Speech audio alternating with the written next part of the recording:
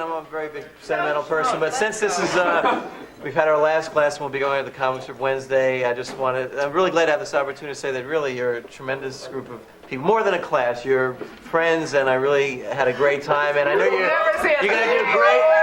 You're going to do great at the Comic Strip. It's going to be a great night, and you'll always remember it, and you're always, and you'll go on from there, and really it's been a pleasure, so I just want to salute all of you and to laughter. What was your line?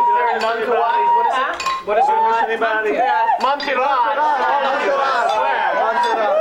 You're right.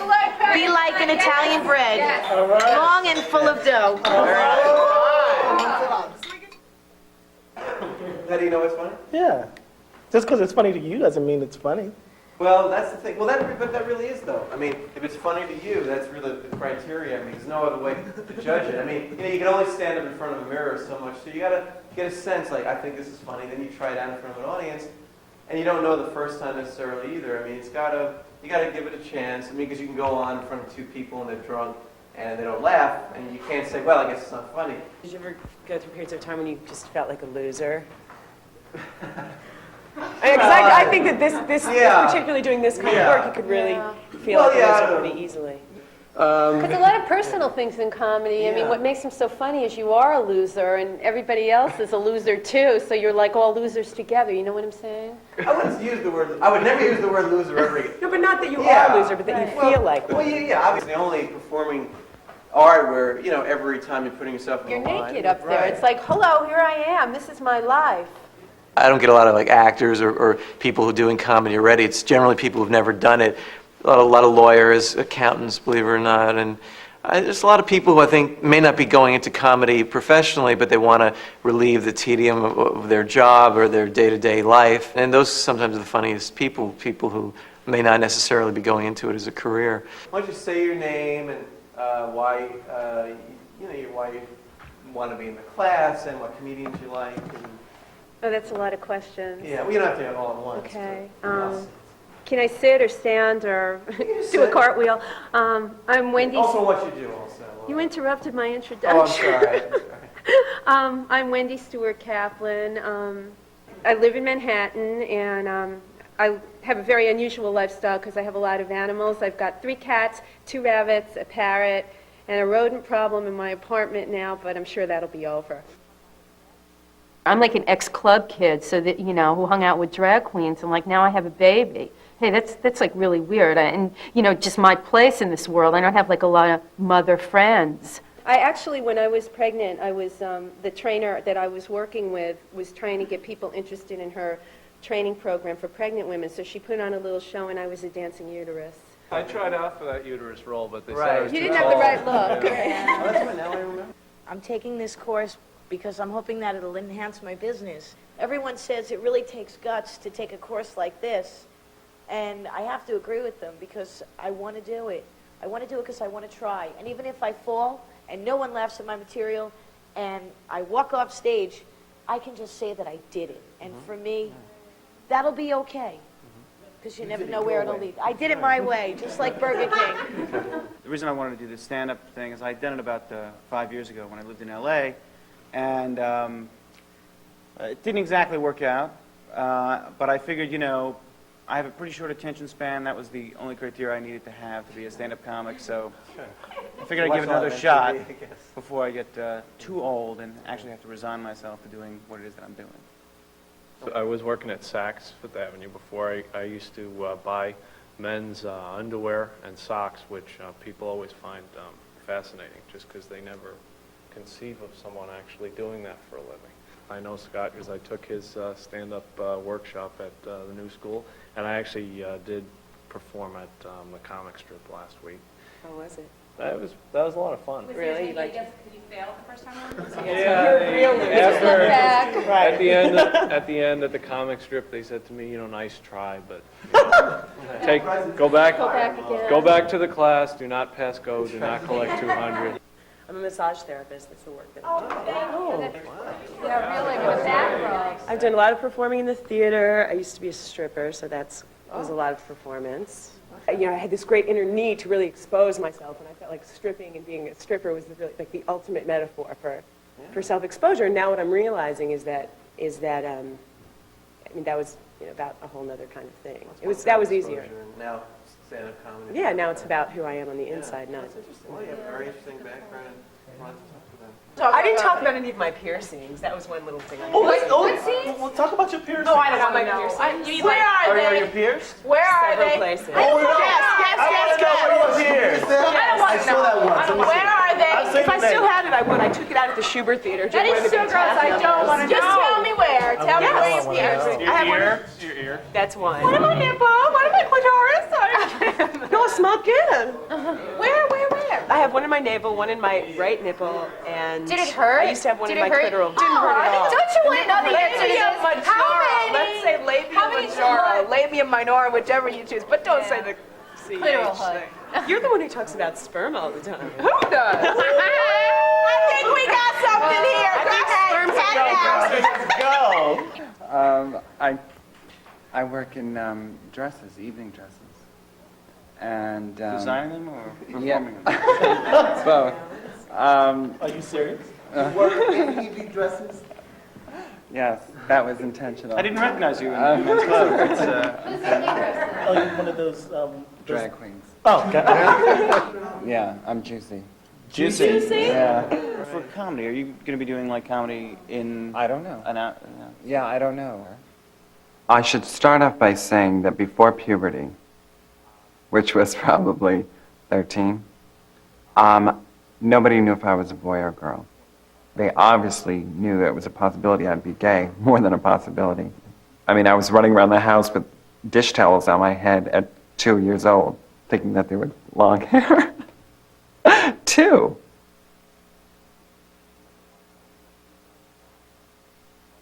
I remember one time when I went into a men's bathroom at like a sports game. I guess it was a hockey game. And I went into the men's bathroom, and I thought I was really grown up to do it by myself. I was about 8 or 9. And all of a sudden this man said, "Honey, this is the men's room." And all these guys were like, and I was like, I know. I think it's really offensive. I think it's fabulous. I think drag hate is it. fabulous. I hear so many say, oh, they look better than we do, and I think that that's about misogyny. It absolutely depends on the individual performer Maybe, and what okay, they maybe so. bring to it.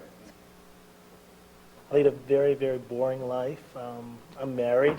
My wife has a cat. I hate it.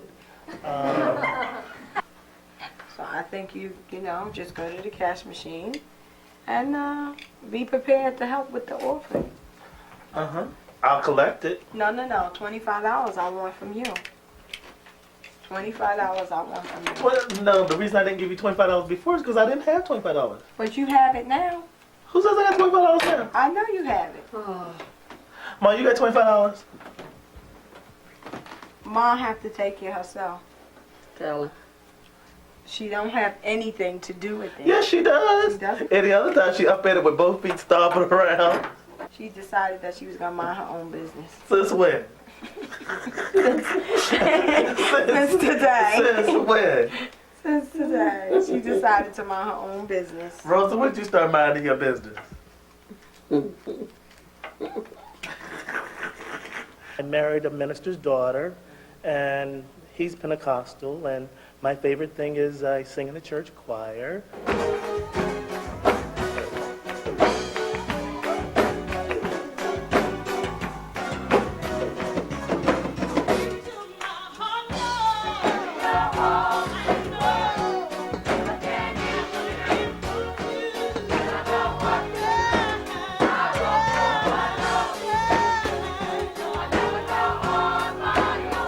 wanted to be a stand-up, but I never knew how to do it. And I never had the nerve to just stand there and put it all out there, you know? And so I want to do it, and I'm going to do it. If I fall on my face, so what? Can I say a bad word? Fuck you. So what? My name is Dave Rodriguez. I work for Geraldo. What's Geraldo really like? Yeah. He's a great guy. Great guy. His name really Jerry Rivers? No, his name is definitely Geraldo Rivera. He's intelligent. He's brilliant. He's a workaholic. What happened? My boat. Oh, rough sex. I had to change a rough sex on the Rough boat. sex. Right. I had to change a fucking fan belt in the middle of the ocean. I hate when I can't call the handyman. All right, There's been everything from an Arthur Murray dance teacher to half a priest to my valet, later our audience warm-up person. He's had a tremendous bundle of experiences stretching from Brooklyn to Atlantic City, now the Manhattan big time. He's the kind of guy that can get along with a young ghetto kid or some business tycoon at a party. He really has tremendous social mobility now.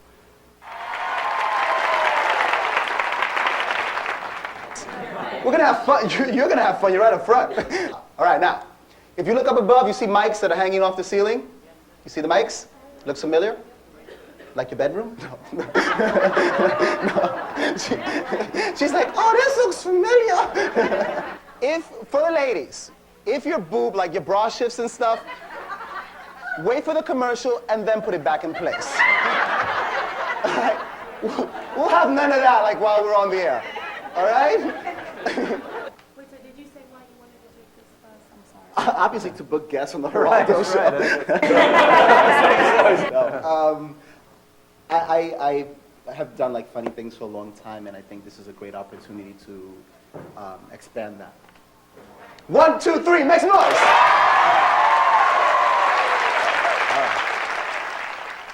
For some reason, I'm thinking maybe I've taken the wrong class here. I don't think I fit in. I live a pretty normal life. I'm a student at Parsons School of Design. I'm studying interior design, and I collect alimony. And From all different people, or just from? Just one. no, I'm only working on one right now. It's a nice hobby. There's Rochelle, which is pretty normal, pretty, just sort of me, I don't know. But then, the more interesting than that is, first we have Lillian. Lillian is a preppy, sort of waspy type. Then you have Courtney. She's sort of unapproachable and just really stuck up, really a snob. And then you have Ralph. Power, yes! Son of a bitch! My father always said you had to swear. He said, you see, Rochelle, the first thing you gotta do if you want to be a carpenter, you gotta learn how to swear. It's sort of frightening that people, like, so soon, realize that I'm split. Frankly, I'm doing this interior design thing right now, because I'm in this, yet another crisis in my life where I don't know what to do with my life now. So I decided to take this class to maybe sort of see what it's about, because I always thought I was funny. People always used to laugh at me all my life, and, at me. I don't know if that was making them laugh, but I always felt like they were laughing at me, So I wanted to do this, and just for fun, and, we'll see where it goes. But I had not told her yet, and I said, I met him at the comedy class, and I'm like, oh shit, I shouldn't have said anything, because I hadn't told her yet. Right, so I'm like, she's like, comedy class? What's that about? Well, Mom, actually, I really wanted to invite you Wednesday. I'm performing at the comedy club. So are your parents are coming? Well, my mom's coming. Sperm jokes. Well, no, how about Are you going to talk about her, how she used to beat you? No, not how she beats me. I'm gonna say, really that take was hard the joke with my mother saying, oh, when I got my period, my mother said, I thought maybe I should tell my mother. My mother's like, I got my period. She's like, oh, you're a woman now. I'm gonna say, what did you think I'm gonna be? Ma, I'm gonna call her from the audience. Ma, what did you think I was gonna be? But you have a lot of pressure then that night. You're going to meet her parents for the first time. And perform for them? And perform a Yeah, I'm sure they're going to enjoy that. Right. And But Ma, this is what she's he going to does. say Dave, and they're going to say, oh, that lovely guy from the Geraldo show. That's going to be crazy. Oh, she's dating a black fella, lovey. How amusing. But at least he doesn't masturbate on stage like that other guy. Like, when lawyers take a class, they're always sort of like, taking notes of, how do you get material? How do you get persona? Like, it's like an answer for it. And there's really no answers. There's no one answer for anything. There's no, how do you write material? There's not one answer. And the only rules are just don't steal material. Just do something original. And just don't get up and read something word for word. Well, I started teaching a stand-up comedy class incredibly 8 years ago, which amazes me that it was that long ago. And I had no idea how I was going to approach it. The day I walked into the first class, I really didn't know what I was going to do. I had been a comedian for several years before that, but I didn't really know how I would approach it. So I just sort of felt my way around, and what evolved was really more of an informal workshop. It's not very technical, it's not lecturing, there's very few rules. I don't say, all right, I always hate when people come up to me in a club, all right, this is how you should say the joke, or this is the way to do it. To me, with comedy, there's no one way of doing it. So for me to get up in front of a class and say, okay, this is how it's done, is presumptuous and just not helpful. And it turns out to be his father. His father answers the phone, and so I said, oh, hello, Mr. Tedeschi. I said, this is the tenant downstairs. I know, my name's Rochelle. I live downstairs. I said, is Alex there, please? And he said, fucking find him. And I thought, my God, fucking find him? I don't know where to fucking find him. You fucking find him. That's why I'm calling. He didn't get it, huh? It wasn't funny. I said, is Alex there? He said, fucking find him. And I'm like, fucking find him? No, he actually said, if I can find him. And I'm going, fucking find him. You find him for you. I'm glad you got that out of your system. I don't know. I know how to deliver the jokes. See, this is why I'm taking the class. There you go. Let me go. Because I remember having my first orgasm. I was about 4 months old. I was in the crib, sound asleep, and I rolled over and fell asleep on my pacifier. Boom, boom, just testing the audience.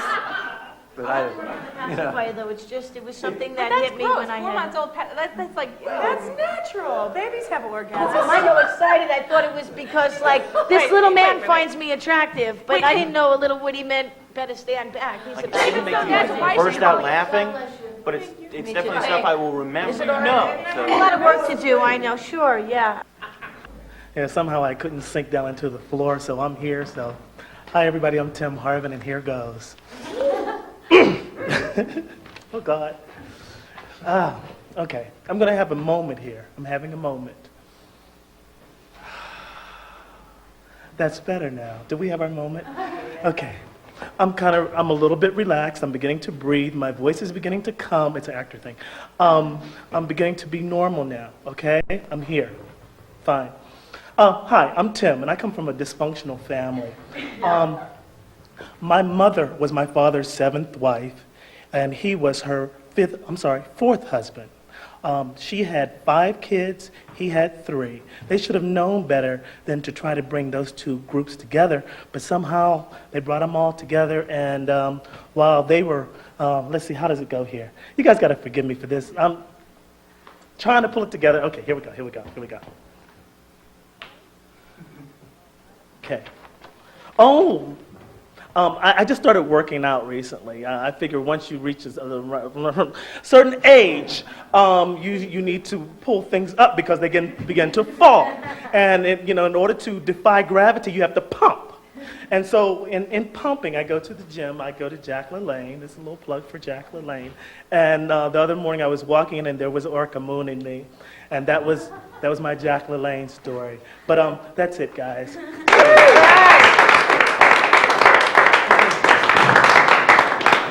That was great. Right. First time is obviously always the most difficult, but don't even worry so much about getting it all in. Try to because if you leave something out, the audience doesn't know what you were planning to say. Are you going to use some of the stuff from church? Oh, I have tons of stuff from church, but I didn't want to do church just yet. Right. Okay. But I'll do church for you. Trust me. If you weren't nervous, you didn't seem that way. I mean, you felt it obviously, but you couldn't tell. You seemed very comfortable. But again, I've said this a lot too. The comic strip may be amazing to think now, but it's going to be easier than all this. You've all done great here, but in front of an audience and everything else, and it's those of you worried you're getting timing and all that, you'll just see that you kick into this whole other level when you're up there naturally. So, I can do a story. Sure, whatever you want. Let's go.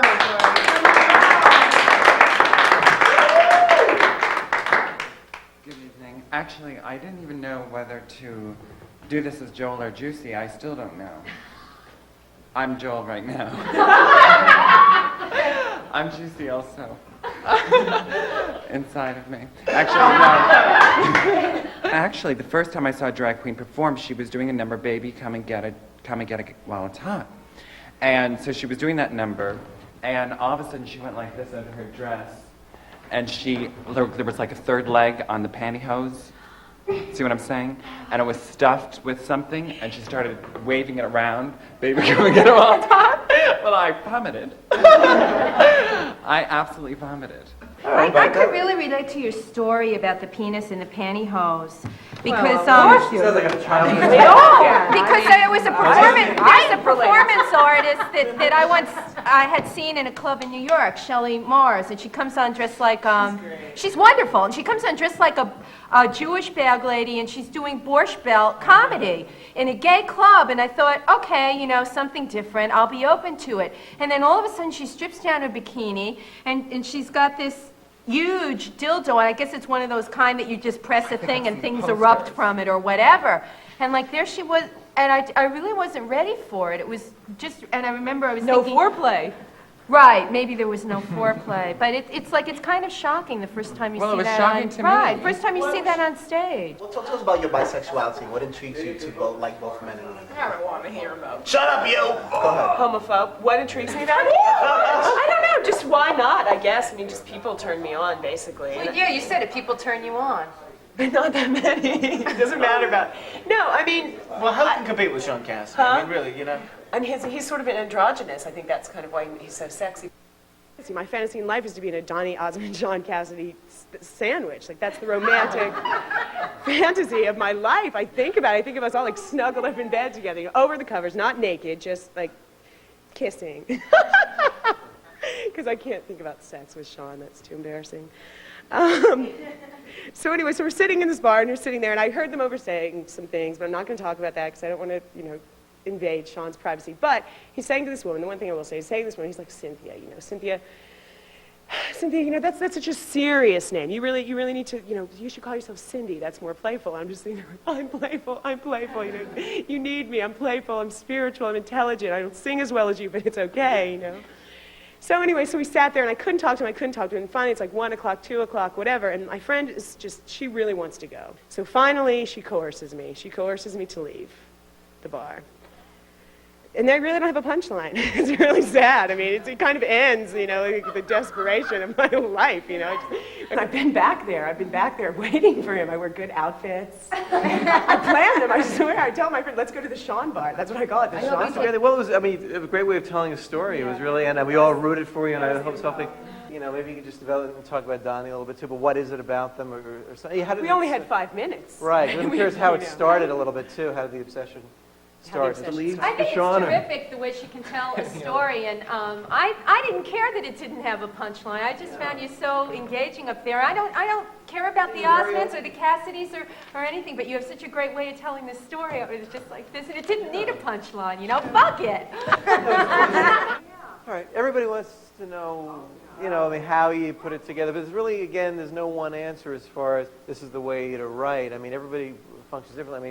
I mean, Dan, for example, you get things from the news, and you write out the premise, and you go from there, and it's more, you know, more structured that way. And you might sort of have stories where you have a general idea of it, and you see where it goes, and maybe along the way you'll come up with something, and you say, oh, good, and I could go back to this. So you don't need to necessarily sit down and write it out. I remember I was really concerned about going to an all-girl high school, but it really didn't matter that there weren't any men because a lot of the girls looked like men.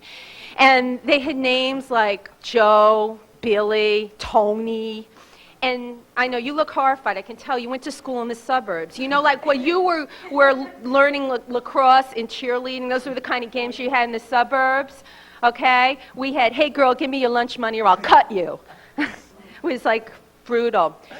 Tonight it was like all over the place because it seems to be like that's what this is. Although, Amy, you told a story, and that's more my style, is to just get a group and tell a story in front of the group. It's not like this, this da-da-da, ba-da-dum-ba, da-da-da, ba-dum-ba. That's not, Next time you can tell I'm us. afraid with a long story that you lose people, Not in 5 minutes. Or you can tell a couple of 2.5-minute stories equaling 5. So maybe you can try that for next week.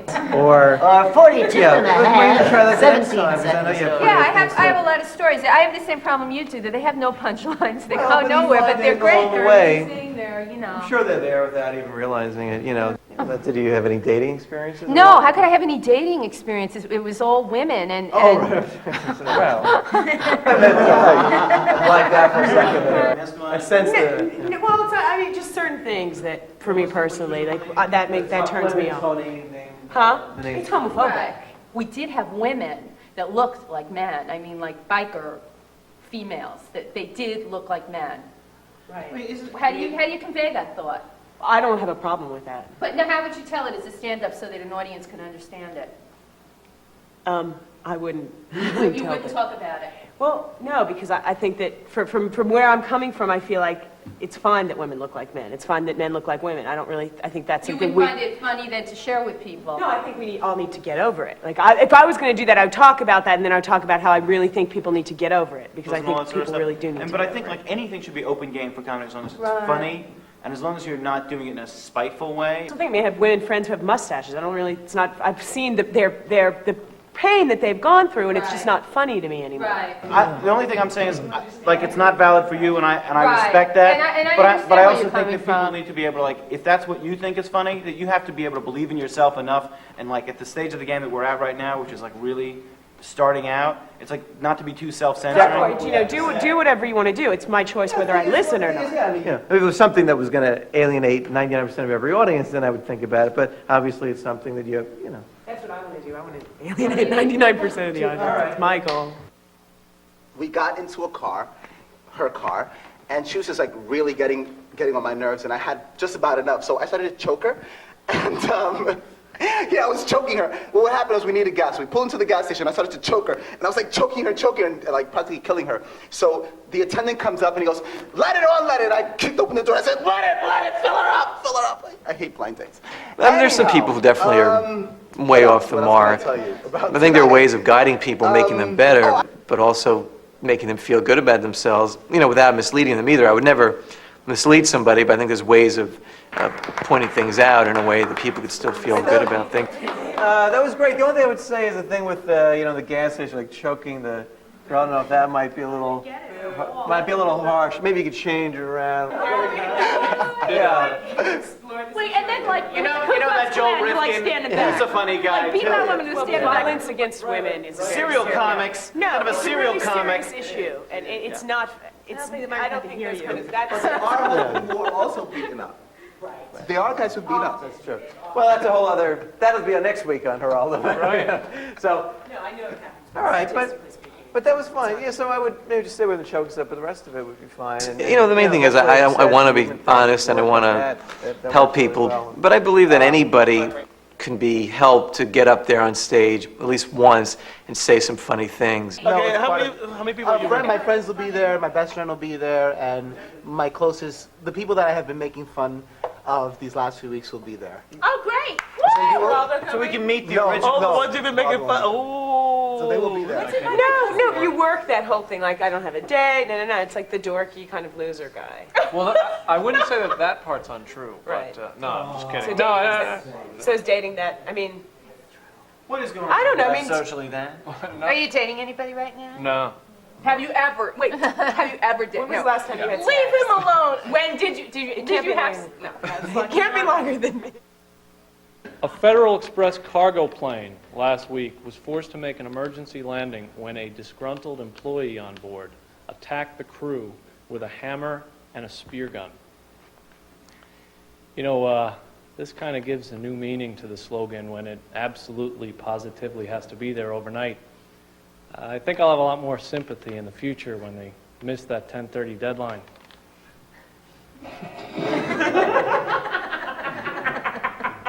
Did you edit that out? So right now, we're going to do something a little different, never before done in all the years I've been doing the class. Amy is going to lead us in a relaxation exercise. I'm feeling relaxed I already. know. Just so I'll just turn it over to Amy and let's relax. Okay. What's happening? All right, so I don't know how, we all need to stand up. Okay. I'm ready to relax. All your clothes. Oh, okay. Sorry, baby. All right, so should I come up here? Okay, so stand up, get spaced out, everyone have a little room. All right, the first thing is really like, don't lock your knees, feel your feet on the floor, and just kind of feel them, let your feet spread out, feel the earth underneath you supporting you, it's there. Kind of I guess there are people who are a little strange, but I think everybody who goes into comedy is a little strange. But almost everybody in the class is somebody fun to be there, and someone's gotten along with everybody else. And yeah, but nice kind of strange. You're not scary strange, you know. Let it go, let it go. Thank you. Just what I needed. Just the one that lasted 6 months, she was like, she was on my back. She was like, I don't want to be your audience all the time. I don't want to be your audience. You know, it's like, I'm not here, you know, for yourself. And actually, I was planning on doing stand-up and doing this like a lot earlier, but after that relationship, I was like, I can't do this. I'm like, I felt really totally crippled. It took me a while to get back. Yeah, because she busted your ego, I guess. So I'm saying the She same was thing jealous. now. I don't want to be your fucking You're better off without her. Be mine. Cassava melons. Okay, you just tell me if these are making your day. Using powder. Getting fresh fish from someone who just caught them. These are really things to be happy about. Well, let's try some of the more negative things and see if we can find a positive thing in them. Let's see. Syphilis. Let's see. Festering sores on your penis and chronic fever. Well, who needs cable? The subways. Now, you look at them right now, there's like a huge cesspool of humanity, but if you look at them the right way, it could be good news. It's a $1.25 abusement park. Let's see, another piece of bad news that we can turn around. Alzheimer's. Now, sure, you know, it's a horrible mental problem where you have no memory of whatever's gone on, but it's also a money-making opportunity. Think about it. Alzheimer's Magazine. You only have to print one issue, because, you just send it to people over and over again. Hey, did you see the new issue of Alzheimer's Magazine? I don't know. Did I? Being a waiter, I used to be a waiter, and I figured, if I could just come up with a couple of things out of that, it would be a job that had a good upside. And when you think about all the people today who are, every waiter you get, there's like, I'm actually a singer, I'm actually a dancer, I'm a musician, I'm a model, I'm a street performer, I'm a whatever. You got to think that a lot of today's famous people were once waiters or waitresses. So probably, well, let me just take you back in time to the 60s, and let me give you an idea of what it would be like if Bob Dylan was your waiter way back when. I think it goes something like this. So, can I get you anything to drink? Or would you just like some water? I know Bob would come back and check in on you, How was your meal? Can I get you another roll-in, right? Thank you very much.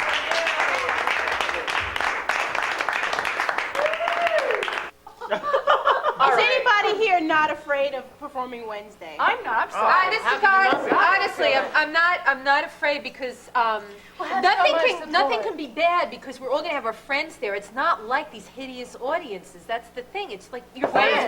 Your friends are Family I didn't are the most think family would make me nervous. I couldn't do that. Strangers on the street aren't going to walk up to you like 3 years from now and go, you remember that night at the comic strip when your fly was open and your whereas your friends will go, hey Dave, you remember that time nobody told you there was a snot hanging out of your nose? Yeah, remember the time you weren't funny, Monique. But your friends are just going to get off on you being there because you know what? They'd be too afraid to do it. And that's what I realized. I'm up there. They're not. Class, and I'm sure you're probably a little apprehensive in some way about the comic strip on Wednesday.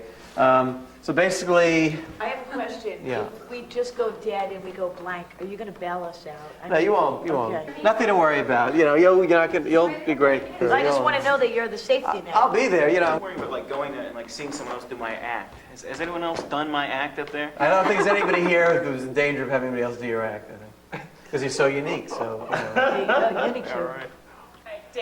Dave should go. I'm going to want to go. No, because I'd like he's to go brilliant. Thank you, Dave. He's brilliant. You got me. He's got good energy and he can set the stage for the rest of us. Let's have Joe go first. No, I think Dan should go first. Because he's done it before? No, because he's so Actually, I bad. think Wendy should go first. I don't think I should go first. I think Patty should go first. Yeah, I was thinking Oh, Patty would but love she's to go got first. relatives coming in from like out of town. Florida, yes. In fact, only No, but yeah, Patty's going to go at the end because was she's got saying people she wanted flying to in. go last. People flying in. I definitely don't want to go first. This is for big But things. no, but I think Tim has a lot of great energy. You set a great pace too, so that it would be good if you went first. No, I think, Dave, if you went first, it would No, be absolutely no, excellent. no, no. Especially if you did that, You that wait, Puerto Rican wait, queen you do. Wait. Have I gone first any of the time?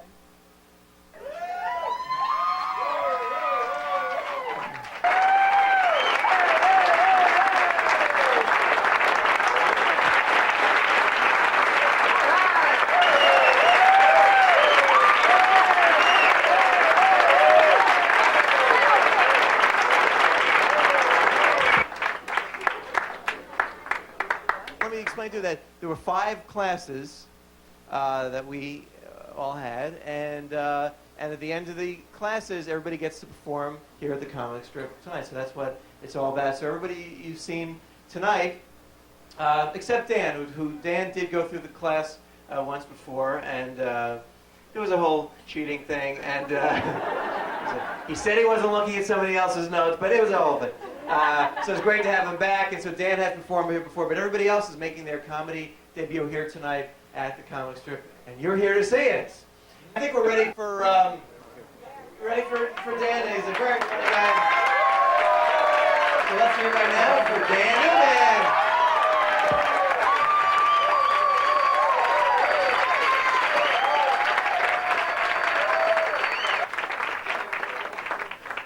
Scott rules. He rules. That was a Beavis and Butthead illusion for those of you on time. So I'm sitting in a diner the other day, and I'm trying to figure out what the worst thing is about not having a girlfriend.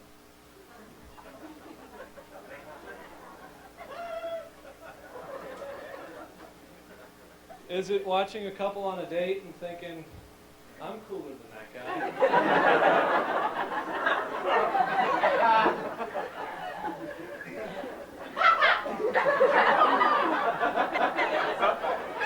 She just got the Beavis and Butthead joke. You know, my parents, their first date was at an ice cream parlor. They remember it warmly. You know, and can you imagine me today in New York City picking up the phone and saying, "Hi, this is Dan. I met you at Bruce's party. Would you like to get some ice cream?"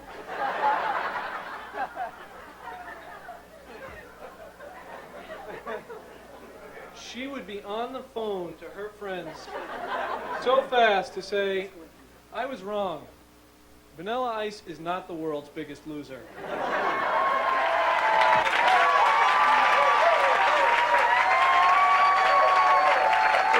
Okay. The Late Show with David Letterman, The Tonight Show, Evening at the Improv. Yeah, our next comic watches all those too. Please welcome Dave Statman.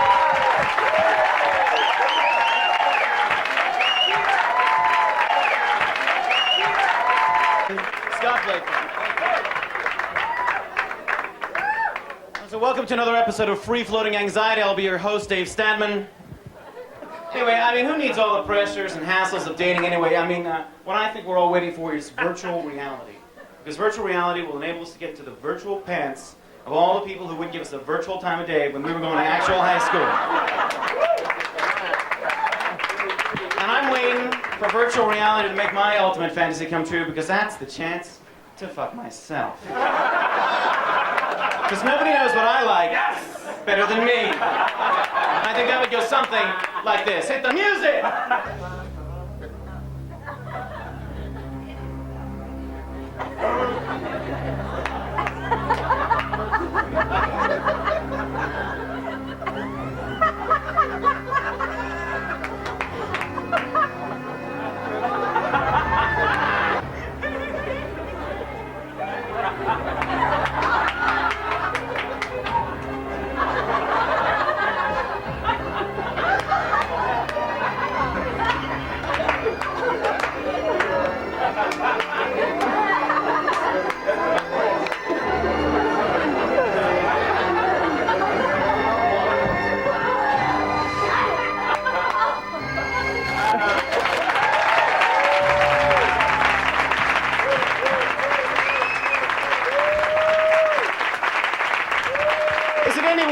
mom and dad aren't in the audience.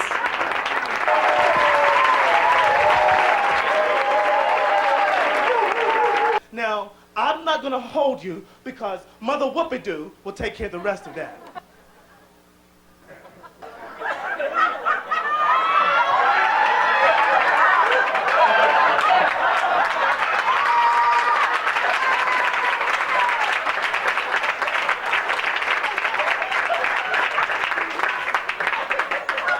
This little light of mine, I'm gonna let it shine. Y'all better help me. This little light of mine, I'm gonna let it shine. Ooh, this little light of mine, I'm gonna let it shine. Let it shine, shine, shine. Let it shine. I love you. I love you.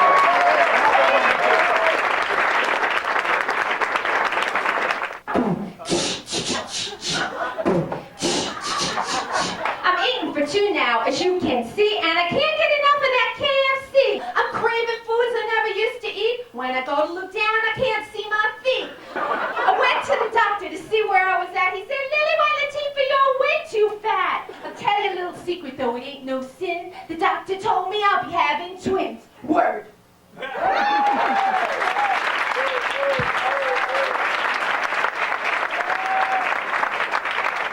One night, I'm walking in the street, and a man, he said to me, he said, Polly, you are very beautiful. And I will give you $20 to see your breast. And I say, sir, I am not a prostitute. I am young Czechoslovakian refugee girl. And then I think for 1 minute, and I think, $20. $20 in my country, oh. $20 in my country is enough, you know, to live like a queen for 1 year, you know. Yes, and $20 in your country. $20 in your country is enough to wipe my ass for 1 fucking week, yeah?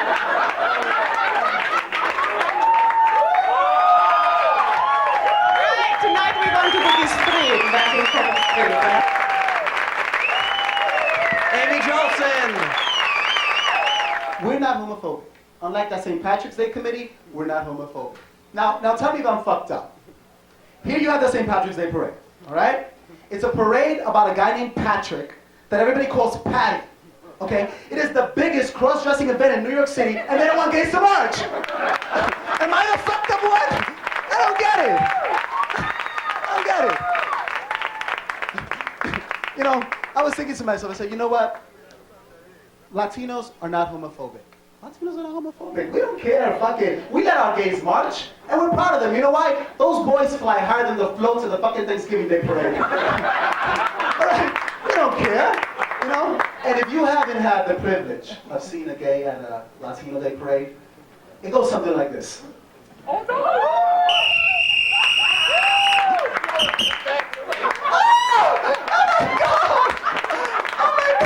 Look, Lily! It's the Cardinal! Hi, Cardinal! Look! It's Bruce!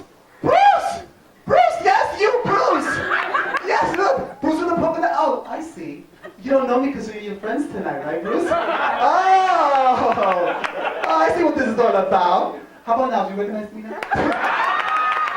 Anyhow, I'm Dave Rodriguez, and I'm out of here. Good night.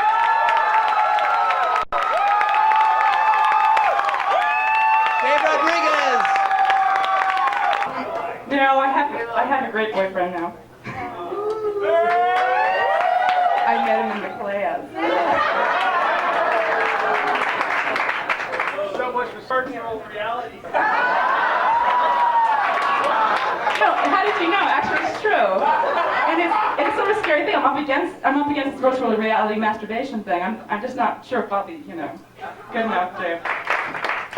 Since I'm so nervous tonight, I forgot to tell you this one story about my husband. You know, he fancied himself as like some sort of Southern gentleman or something. He was really like white trash, but he was.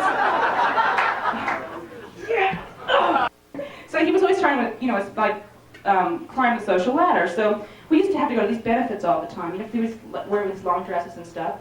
And so this one summer there were two during the same week. So, I went out and I bought this, $2,000 long dress, to wear this thing, he wanted me to look good. So, we went to the thing, it was boring, my feet swelled up. And then the next one comes along, and I said, okay, well, James, I need you to go out and buy another dress. And he's like, well, don't worry, nobody will be there, none of the same people will be at the second one. And I said, okay, fine. And I was like, going, I'll show him. There's gonna be somebody there who's gonna recognize my dress. So, okay, sure enough, we go, first we run into other Pennyroth. And Mrs. Pennyroth is like, oh, it's so nice to see you again. I recognized you by your dress. So I said, oh, madam, I think you're mistaken. That was my husband wearing the dress last time.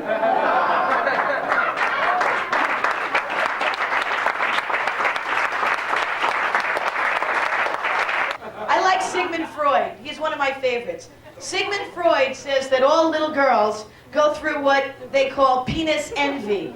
That's when we look at all little boys and we say to ourselves, how come he has a penis and I don't have a penis? Well, we outgrow it. I outgrew mine. Because for 5 years of my life, ladies and gentlemen, I lived with and I was married to a dick.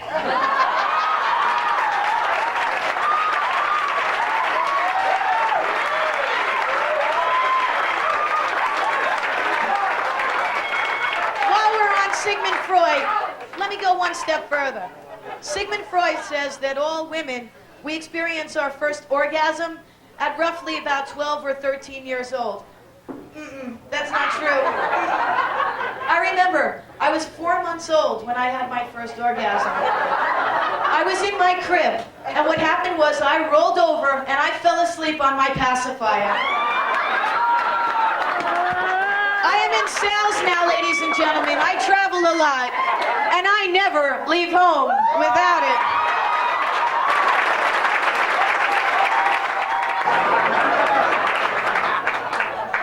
Ringling Brothers and Barnum and Bailey 3-Ring Circus is in New York. I came through Penn Station this week and I saw it. Kind of reminds me of my own life. I like to think I lived through a circus. See, ladies and gentlemen, I'm divorced. I've been through what I call the 3 rings of marriage. Does anyone know what they are? Let me help you. It's the engagement ring, it's the wedding ring, and it's the suffering.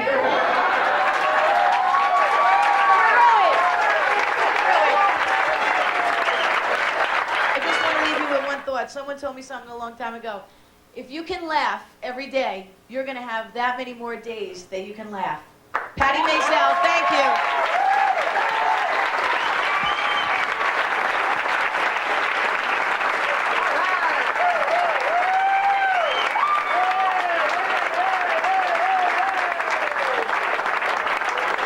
Patty Maisel. Our next performer is a fascinating and funny guy. You're going to love him. Please welcome Joel Scher. Joel Scher.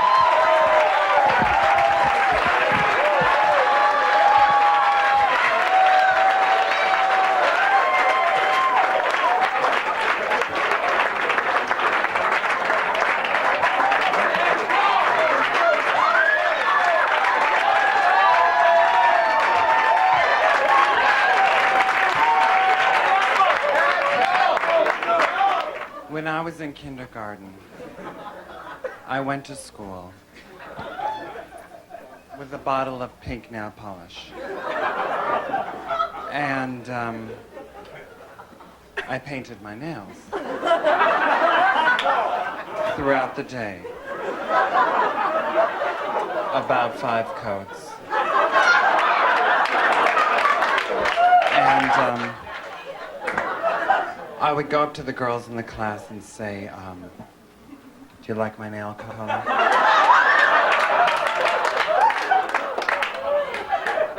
It's natural, you know.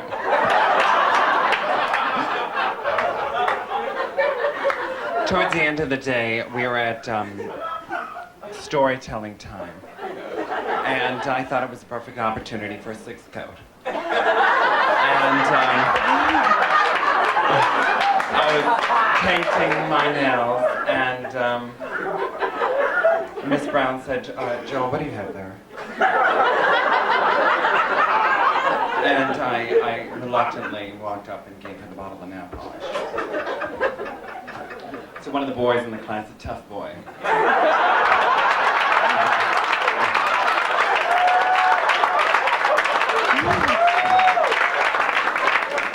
He stood up and he said, what is it? And she showed the whole class the bottle of nail polish. I was devastated.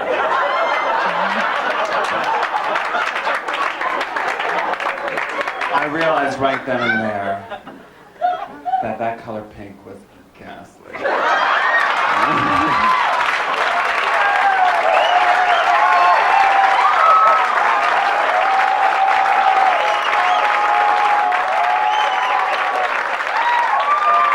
Thank you so much.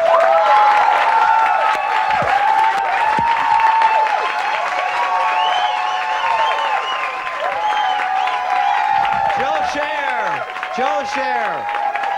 And I taught him everything he knows. Joe Scher. Have a hand for all the people who made their debut tonight. Dan Newman, Monday Lilly, Dave Stadman, Tim Harmon, Wendy Stewart Kaplan, Joe Scher, Amy Joseph, Dave Rodriguez, Michelle Hatta, Patty Maisel. They've all been great. As my mother would say, Seth, I'm felling. It was better than Cats. I'm going to do it again and again. Glad it's over. Thank God, now I can sleep. I kind of felt like singing Kumbaya. I wasn't doing it, those characters were doing it. Really, a really exhilarating feeling. Kumbaya, my Lord. Kind of a dream experience. And then it's like a post-traumatic stress disorder. And I was also very nervous that I was standing up in front of the audience in lingerie. Far more relaxed being on stage than I do worrying about being on stage. Everybody that I invited showed up because I didn't expect that. I was like, oh my God, these people are really expecting me to be funny. I didn't see his act, but he had my hat, he had my wig, he couldn't go wrong. I would do it again in a heartbeat. I'll be sitting at home by the phone, waiting for it to ring from the comic strip saying, Dave Stadman, please, please, one more time. Yeah, I'll do it again. Yes! I hope a lot of them will go on to do it. I mean, I think they're all capable of going into a career of comedy. I mean, it's a question of whether they want to do that and put up with everything. If they want to, I think they all can, and hopefully some of them will, to join the ranks of the others who are still doing comedy from the class.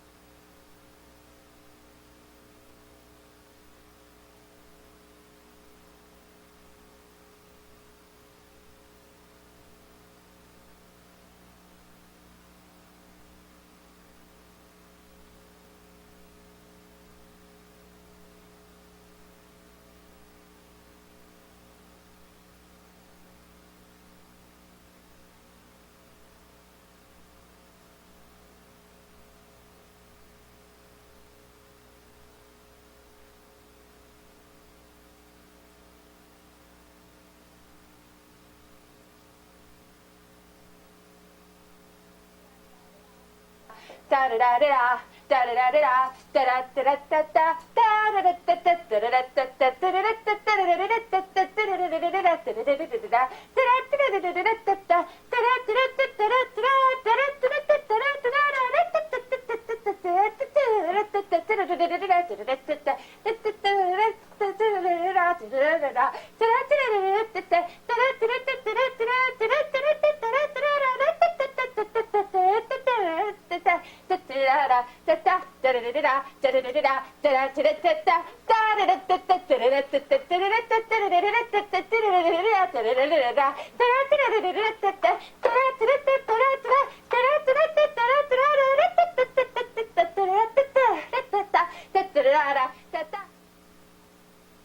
I just, I'm a very big sentimental person, but since this is, we've had our last class and we'll be going to the comic strip Wednesday, I'm really glad to have this opportunity.